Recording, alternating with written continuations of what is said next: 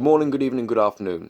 I'm Oliver Burton, and welcome to 6 Things That Happened on NXT, the first channel to cover what happens on Raw, SmackDown, and NXT.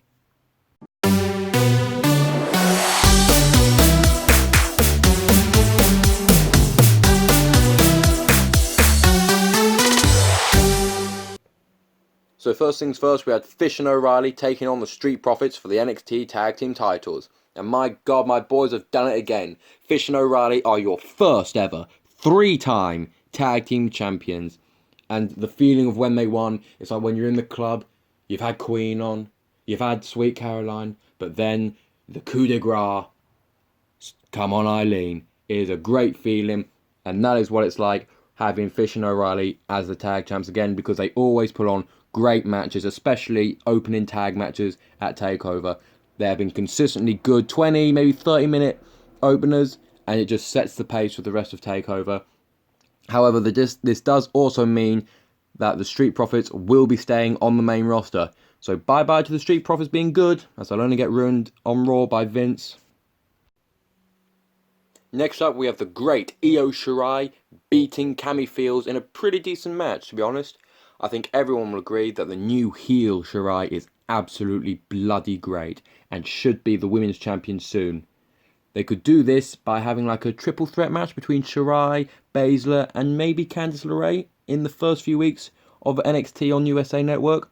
Obviously Shirai will have to pin LeRae, that way it doesn't hurt Baszler much and she can go off and be dominant on either Raw or SmackDown, and then we get Shirai as NXT Women's Champion. All is good in the world. What could possibly go wrong?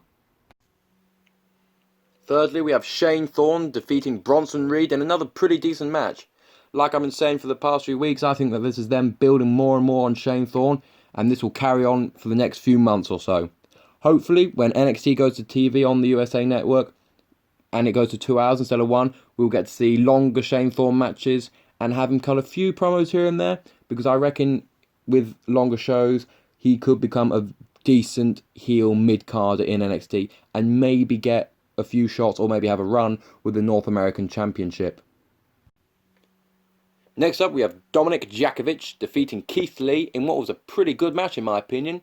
I like both of these wrestlers personally, but I feel like Keith Lee is being a bit underutilised on NXT, which I know is a strange thing to say because usually people say that on NXT, that's the place where people get their opportunity. But Keith Lee has been there for like a year or so, give or take a few months, and he hasn't been on a takeover, which is understandable. Many even tag teams like the Street Profits and Forgotten Sons, they don't get on there till later on in their career. But he hasn't even had that many high-profile matches from what I can remember, which is a shame, because if you go and watch Keith Lee in the Indies, he has some absolutely great matches, and he could have many more on NXT, and especially at takeovers. So I know there's a shorter video today and it was only 4 points, but it's now a long show. What are you supposed to do? And it's my videos, my rules, so be quiet. But once NXT moves over to TV and goes to 2 hours, we will be able to consistently put more 6-point videos and hopefully all will be good, so long as Vince McMahon goes nowhere near it. Please, dear God, save us from the hell of Vince McMahon tearing up the show 2 hours before it's supposed to start.